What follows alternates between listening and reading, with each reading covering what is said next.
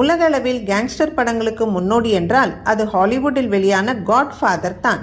இந்த படத்தை தழுவாமல் ஒரு கேங்ஸ்டர் படம் என்பதை நினைத்து கூட பார்க்க முடியாது என்று சொல்வார்கள்.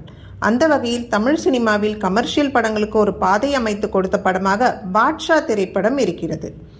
1995 சுரேஷ் கிருஷ்ணா இயக்கத்தில் ரஜினிகாந்த், நக்மா, விஜயகுமார், ஜனகராஜ், சரண்ராஜ், தேவன் உள்ளிட்ட பலர் நடிப்பில் வெளியான இப்படத்திற்கு தேவா இசையமைத்திருந்தார்.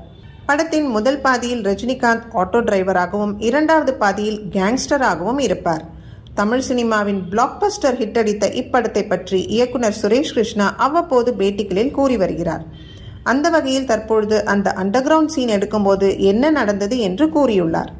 பாட்ஷா படத்தில் முதல் பாதியை சென்னையில் படமாக்கினோம், இரண்டாவது பாதியை ஹைதராபாத்தில் படமாக்க போனோம்.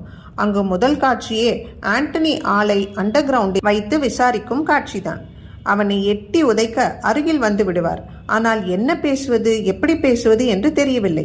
அந்த காட்சி படமாக்கும் போது நான் ரஜினி சாரிடம் சென்று, சார், இந்த கதையில் நீங்கள் மிகவும் இன்வால்மெண்டாக இருக்கிறீர்கள், படத்தின் முதல் பாதியில் நீங்கள் யார் என்பது குறித்து பல பில்டப் காட்சிகள் வைத்து விட்டோம்.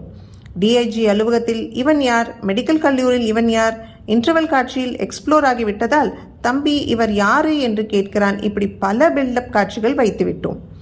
இது இரண்டாவது பாதியில் அந்த பில்டப் காட்சிகளுக்கு ஈடு கொடுக்கும் வகையில் முதல் காட்சியிலேயே அட்டகாசமாக இருக்க வேண்டும். இந்த காட்சியில் எனக்கு மில்லியன் கணக்கான ஷாட்ஸ் தேவை என்று சொன்னேன். அதை கேட்ட ரஜினி சார் என்னை அப்படியே பார்த்துவிட்டு ஓகே என்பது போல் தலையாட்டினார். அதன் பிறகு கேமராவை வைத்து ஆக்ஷன் என்று சொன்னவுடன் நான் என்ன கேட்டேனோ அதை அப்படியே கொடுத்தார்.